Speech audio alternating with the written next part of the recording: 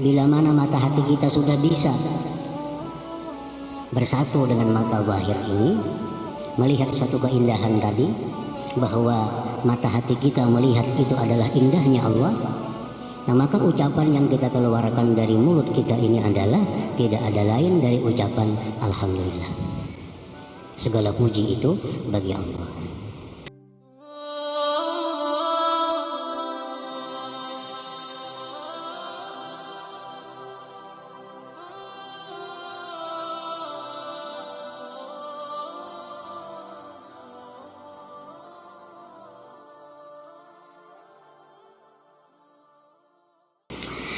Hanya saja Allah menyuruh engkau wahai hamba di dunia ini memandang kepada Allah itu dengan perantara ciptaannya dan dengan mata hati. Allah menyuruh kita memandang Allah di dunia ini melalui perantara ciptaan-ciptaannya, dan itu pun menggunakan mata hati. Karena engkau tidak akan kuasa di dunia ini memandang kepada hakikat zat Allah yang suci tanpa perantara dan dengan mata kepala. Ada mampu karena lemahnya kejadian dan kekuatan kita. Ada mampu. Kama waqa'a li Musa alaihi salam hina sa'alahu li ru'yatihi bila wasitah wa bi'aini basarih. Sebagaimana terjadi kepada Nabi Musa alaihi salam. Nabi Musa alaihi salam begitu minta kepada Allah untuk melihat. Nah, kenapa Nabi Musa ini hendak minta melihat Allah itu? Karena Musa ini sudah bicara dengan Allah. Nah, Musa sudah bicara dengan Allah dan sudah merasakan bagaimana nikmatnya, bagaimana lezatnya bicara dengan Allah, sehingga Musa minta ingin langsung melihat Allah. Nah, ingin langsung melihat Allah. Namun kita kada tahu apa-apa dengan orang, kita kada hendak ketemu, kada hendak melihat orang itu. Orang ini bakal menyusahkan, kita kada hendak bertamu. Ini Musa sudah merasa bepandir lawan Tuhan, sudah begitu lezat, sudah begitu nikmat. Nah, diceritakan bahwa Nabi Musa ini di dalam beberapa tafsir Al-Khazin, Al-Baghawi dan lain-lainnya, Nabi Musa ini begitu selesai mukalamah berbicara dengan Allah, Nabi Musa ini pulang ke rumah. Bini Sidin begitu melihat Nabi Musa siup. Kenapa siup? Karena pancaran cahaya yang luar biasa di wajah Nabi Musa itu. Nah, ini hanya bakas bepandir lawan Allah, apalagi bakas melihat Allah.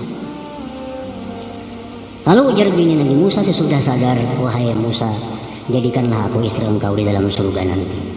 Ujar Musa, dikabulkan Allah, asalkan engkau tidak kawin sesudah aku meninggal dunia. Karena suami engkau di akhirat kelak suami yang terakhir dalam hidup engkau. Nah, ini dalam beberapa tafsir Al-Khazin, Al-Baghawi, tafsir As-Sawi adalah jalan lain pun ada diceritakan kisah itu. Nah, Musa ini minta kepada Allah melihat langsung, minta melihat langsung kepada Allah. Allah berfirman, Qala lan tarani, ujar Tuhan, engkau tidak akan bisa melihat aku wahai Musa, engkau tidak akan bisa melihat aku. Walakin nuzur ilal jabal, tetapi lihatlah itu gunung. Itu gunung. Ujar Ibnu Abbas, gunung itu namanya Az-Zabir, Bukit Az-Zabir, gunung Az-Zabir. Fa in istaqarra makanah fasawfa tarani. Jika gunung itu tetap pada posisinya, tetap pada keadaannya, maka engkau bisa melihat aku. Tapi kalau gunung itu hancur, apalagi engkau manusia yang lemah. Falamma tajalla rabbuhu lil jabal ja'alahu dakka wa kharra Musa sa'iqa. Manakala Allah menampakkan cahayanya, ujar ahli tafsir hanya sekedar ujung kelingkingan. Allah membuka cahayanya kepada gunung yang besar yang kukuh Zabir tadi. Nah, ja'alahu dakka, gunung itu terbang hancur berkeping-keping. Dan wa kharra Musa sa'iqa, Musa pun tersungkur pingsan. Gunung tadi terbang, hancur. Ujar sebagian ulama tafsir, hancuran gunung Az-Zabir itu 3 bagian gugur di Mekah.